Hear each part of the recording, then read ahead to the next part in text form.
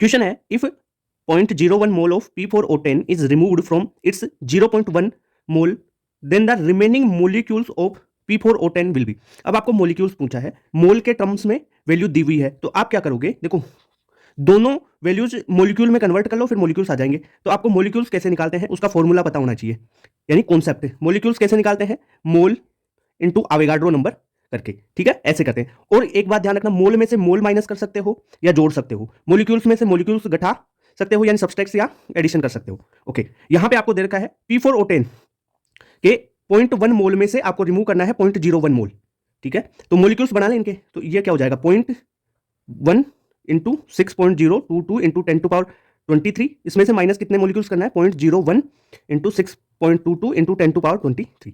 एक काम करो 0.01 माइनस 0.01 ऐसे करके इसको 6.022 इंटू 10⁻23 को मैं क्या कर दूं, कॉमन ले लूं, तो क्या हो जाएगा यहां से, अगर इसे करूंगा तो ये 0.09 आ जाएगा इंटू 6.022 इंटू 10⁻23, ठीक है। अगर 0.09 है तो 9 इंटू 6 करता हूं तो ये आ जाएगा 0.54 इंटू 10⁻23, तो 22 के टर्म्स में तो ऐसे कर लो 5.4 इंटू 10⁻22।